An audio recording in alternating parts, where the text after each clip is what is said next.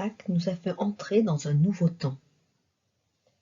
Comme le dit la bénédiction solennelle du dimanche de Pâques, ils sont finis les jours de la Passion. Suivez maintenant les pas du ressuscité. Ce nouveau temps, c'est le temps pascal. Nous voulons suivre les pas du ressuscité, mais comment faire si nous ne pouvons le voir de nos yeux? Pour y réfléchir, nous allons écouter un récit de l'évangile de Jean, où Jésus parle à ses disciples. Le soir venu, en ce premier jour de la semaine, alors que les portes du lieu où se trouvaient les disciples étaient verrouillées par crainte des Juifs, Jésus vint, et il était là, au milieu d'eux. Il leur dit : « La paix soit avec vous. » Après cette parole, il leur montra ses mains et son côté. Les disciples furent remplis de joie en voyant le Seigneur. Jésus leur dit de nouveau : « La paix soit avec vous. De même que le Père m'a envoyé, moi aussi je vous envoie. » Ayant ainsi parlé, il souffla sur eux et il leur dit : « Recevez l'Esprit Saint. À qui vous remettrez ses péchés, ils seront remis. À qui vous maintiendrez ses péchés, ils seront maintenus. » Or, l'un des 12, Thomas, appelé Didyme, c'est-à-dire jumeau, n'était pas avec eux quand Jésus était venu. Les autres disciples disaient : « Nous avons vu le Seigneur. » Mais il leur déclara : « Si je ne vois pas dans ses mains la marque des clous, si je ne mets pas mon doigt dans la marque des clous, si je ne mets pas la main dans son côté, non, je ne croirai pas. » 8 jours plus tard, les disciples se trouvaient de nouveau dans la maison, et Thomas était avec eux. Jésus vient, alors que les portes étaient verrouillées, et il était là au milieu d'eux. Il dit : « La paix soit avec vous. » Puis il dit à Thomas : « Avance ton doigt ici, et vois mes mains. Avance ta main, et mets-la dans mon côté. Cesse d'être incrédule, sois croyant. » Alors Thomas lui dit : « Mon Seigneur et mon Dieu. » Jésus lui dit : « Parce que tu m'as vu, tu crois. Heureux ceux qui croient sans avoir vu. »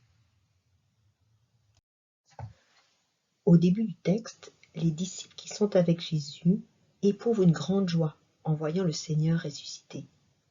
3 fois, Jésus leur dit : « La paix soit avec vous. » Et il les envoie en mission dans le monde entier. Pour accomplir cette mission, il leur donne l'Esprit Saint. Thomas n'était pas là à la première rencontre.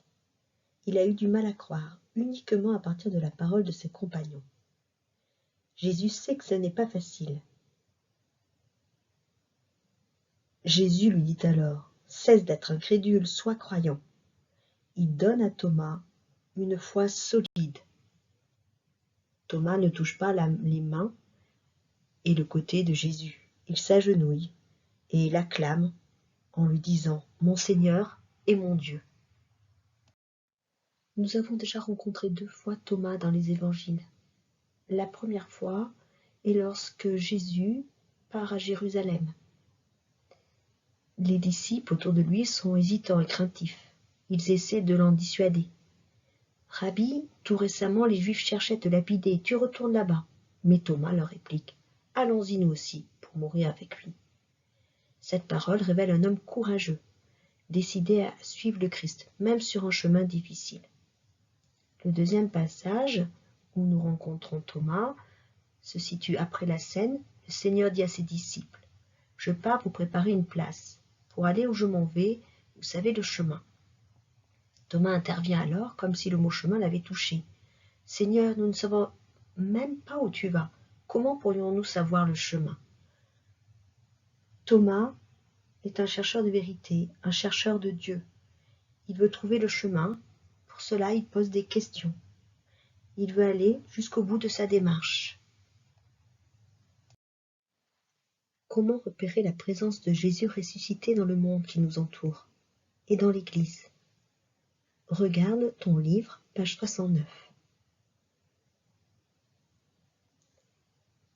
On peut croire parce que dans notre famille, on a vu qu'on aimait Dieu. Dans notre paroisse, on a vu des chrétiens prier et chanter la louange de Dieu. Seigneur, tu nous dis « Heureux ceux qui croient sans avoir vu ». Donne-nous ton Esprit Saint pour que nous sachions te reconnaître avec les yeux du cœur. Apprends-nous à te trouver dans le visage des autres, à percevoir ta présence dans le silence, à annoncer ta parole avec audace. Seigneur, viens affermir notre foi. Prions. Je vous donne un commandement nouveau, c'est de vous aimer les uns les autres, comme je vous ai aimé. Vous aussi, aimez-vous les uns les autres. À ceci, tous reconnaîtront que vous êtes mes disciples, si vous avez de l'amour les uns pour les autres. Celui qui reçoit mes commandements et les garde, c'est celui-là qui m'aime, et celui qui m'aime sera aimé de mon Père. Moi aussi, je l'aimerai, et je me manifesterai à lui. L'Église fait mémoire de la passion et de la résurrection du Christ à chaque Eucharistie. En célébrant l'Eucharistie, nous sommes invités à accueillir ce don pour qu'il irrigue toute notre vie. C'est en mangeant ce pain de route que nous apprenons à découvrir la présence du ressuscité dans notre vie quotidienne.